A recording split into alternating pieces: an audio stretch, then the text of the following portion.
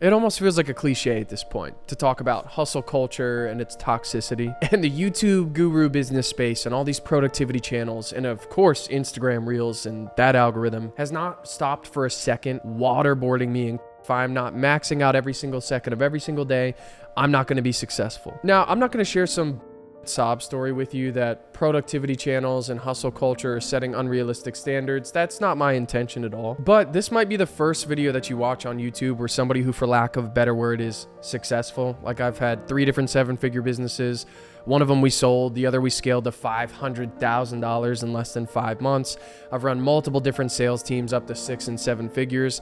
And I just wanted to hop on here and answer the question that I think nobody is bothering asking, but what am I working for? And I've wrestled with this question for really the last decade. And in the beginning, I didn't have to have the question answered, and that was okay. But now, as that question is becoming more on the top of my mind with the more successful that I do get, it caused me to just spend all of my waking hours in my free time thinking about it. And I've come up with a theory that I think there's really 2 types of entrepreneurs. Now, both entrepreneurs seem to have this like sobering epiphany moment where they realize that all of humanity and society is a machine and there is a way to get to the top of it. And while both entrepreneurs realize that, it's just my personal belief that I think there's 2 types and each have different goals. Now, the first type of entrepreneur sees the machine and their first question is not, what am I working for? It's actually, why not me? So this is the type of entrepreneur that sees the world for what it is and they want to rise to the top of the machine. And even if they don't admit this because society would deem it as a negative, I think their main drivers are things like notoriety, status, wealth, and actually showing off that they are a valuable person. Because when they get into the entrepreneur lifestyle, they already feel a superiority complex, like they're better than everyone else, and that can serve you really well.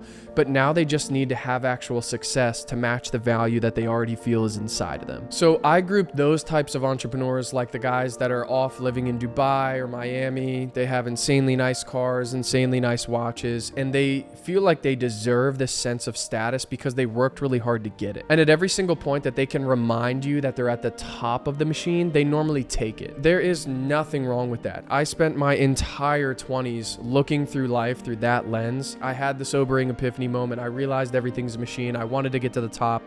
I bought a lot of dumb things. I wanted to constantly remind people that I was at the top. I was this type of entrepreneur, so I got no judgment on if you want to do that. But after getting married, having my son, and the last 4 years making a top 1% income in America, I started to ask the question, well, what am I really working for? And throughout hundreds of hours in free time and thinking about this, I'm convinced that there's a second type of entrepreneur. And to make my point, I just wanted to quickly play 2 different videos so that you can spot the differences. So here's the first one. Dogs cost a tremendous amount. They cost you not being able to go to events. They cost you having to break up in the middle of the day to go home to let the dog out. They cost actual money. Most of the time you spend walking the dog and just wasted. It will interrupt deep work for the most part. And so now when you see that video, you're probably lying on one side of the fence. One side is going to say, who are you to judge the God that is Alex Hormozi? Well, I hate to say this, but I'm not the alpha that you want to challenge, because my true alpha is right there.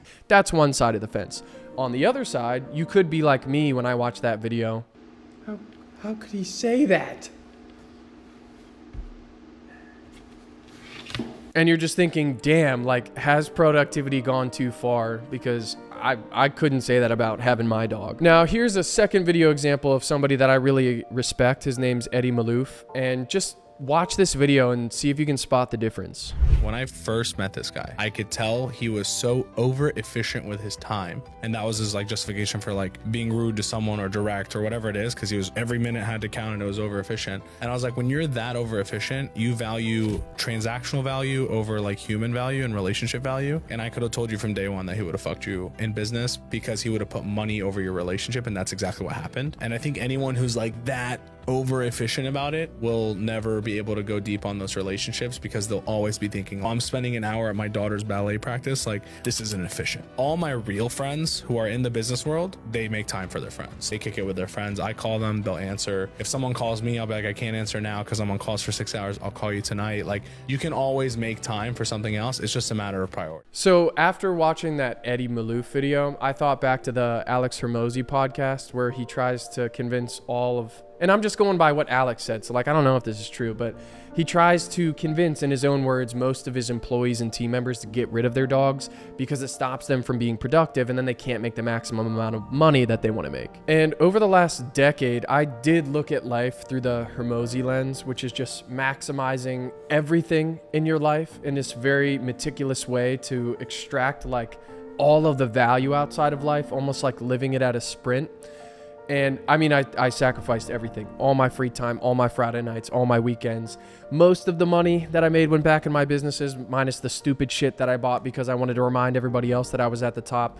I did get to nowhere, obviously close to Alex's money, but yeah, top 1% income in America, made that for the last couple years. And I just looked at everything the same exact way that he did in that video. But right as I was turning 30 last year, all of the sacrifice and work that I did over the last decade, I got to the point where I had the luxury of not treading water anymore, to have enough free time and space and thought to ask myself, what am I actually doing this for? And as I'm going through this like identity crisis epiphany moment, that Hormozi video pops up, and it just hit different when the productivity culture was personified through a dog. That just hit different for me. And I basically had like a mini panic attack, just thinking like, is rinsing and repeating the last decade of hard work and sacrifice over and over and over until I die, is that really it? I mean, I should be happy and fulfilled because I did sacrifice everything and it paid off, and I've made quite a bit of money, and I'm very happy, and I have a great family, and all that's wonderful. Like, I should be really happy. But even asking the question in the first place, like, am I happy? What am I actually working towards?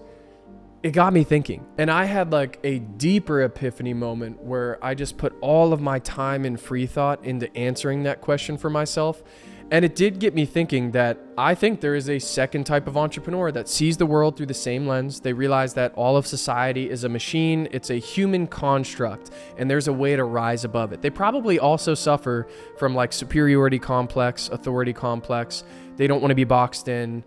They have all those similar qualities, but once they get to the top of the machine and they do all their sacrifices and they get there, they're not cashing in their ticket to do a round 2 or move even higher in the machine or get status and notoriety.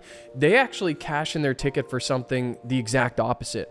They don't really want notoriety. They just want the first train ride out. So it's my fundamental belief that the two types of entrepreneurs are either climbing to the top of the machine or climbing out of it. So for me at this point, 30 years old, I did sacrifice the last decade to get here, and I'm really happy that I did. I could easily go out and buy a bunch of stupid things that remind everybody that I'm at the top of the machine, and even use that to get even higher in a different, larger machine, get to the top of that next one. For me, at this point, I don't really care. I choose my wife, my dogs, my kid.